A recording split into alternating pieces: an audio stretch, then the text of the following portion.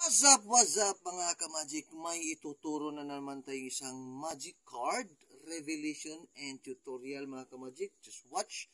After I perform, ituturo ko mga ka-magic kung paano ginawa ang gimmick nito mga ka-magic. I-shuffle muna natin ang card. Watch mga ka-magic. Tapos, si stop.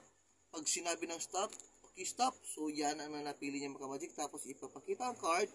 2 of diamonds mga ka-magic. Yan, 2 of diamonds. Tapos kukunin natin si 2 of diamond mga ka-magic. Yan. Si 2 of diamond mga ka-magic ay ibalik natin dito sa ibabaw. 2 of diamond. So ibalik natin dito sa ibabaw mga ka-magic. Just watch. At ilagay natin dito sa pinakagitna ang 2 of diamond. Tapos ibalik ang lahat ng deck. Yan. Pagkatapos mga ka-magic si 2 of diamond ay nandyan na mga ka-magic. Then ang gagawin natin ito mga ka-magic, i-push natin si 2 of diamond dyan. Then look. Buo na yan mga ka-magic. Then kukuha tayo ng isang card sa pinakaibabaw mga ka-magic. Watch. Ace of diamond. Okay? Ace of diamond. Tapos ibalik natin si Ace of diamond dyan. Ilagay natin si Ace of diamond dyan mga ka-magic. Tapos i-shuffle natin ang card. Yan. Pag na-shuffle niya mga ka-magic, ang tanong, nasaan si 2 of diamond? So, watch. Nagiging 2 of diamond. Supposedly, ito ay alas mga ka-magic. So, ang tutorial nito mga ka-magic is like this mga ka-magic. So, first, ipapakita natin mga ka-magic ang card. Shuffle, shuffle, shuffle. Tapos, papiliin natin si opponents. Si stop. Pag sinabi ni opponent stop, okay, dyan. Tapos, ipapakita natin 8 of clubs ang napili mo. Yan, after that mga ka-magic, kukunin mo mga ka-magic na ganyan na posisyon na ang kalahati ipapakita, tapos kalahati is ganyan. Tapos ipapakita mga ka-magic.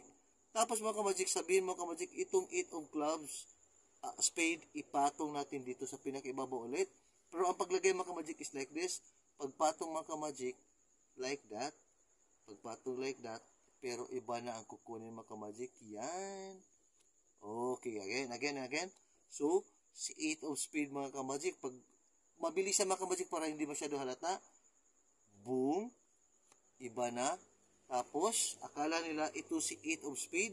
Ilagay natin si 8 of spade dito mga ka-magic, pero hindi yan si 8 of spade mga ka-magic, kundi nandito na si 8 of spade. Tapos, i-close ang deck. Yan, iiwan mo na dyan mga ka-magic. Tapos, mag-double left ka dito mga ka-magic, kukuha ka ng dalawang card kasama si 8 of spades. So, double left kasi nasa sa ibabaw sa mga ka-magic. Kuha ka ng dalawa mga ka-magic. Then, pinky break. Yan. So, dalawang nakuha natin dyan mga ka-magic. Dalawang card. Yan, dalawa. Yan. Then, pinky break.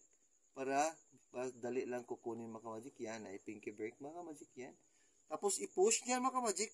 Nag-expect sila ito si 8 of spades. Yan. Pagkatapos mga ka-magic, i-ganon mo mga ka-magic. Tapos ipapakita dito. Tapos sabihin mo, kukuha tayo ng isang card sa pinakaibabaw yung gidouble left mo mga ka-magic. Pero hawakang maigi na dapat isa lang ang nakuha mo mga ka-magic. So 7 of spade. Pero supposedly mga ka-magic, nandyan na si 8 of spade sa likod. So kasi nag-double left tayo mga ka-magic. Pinky break. Kuha tayo ng isang card.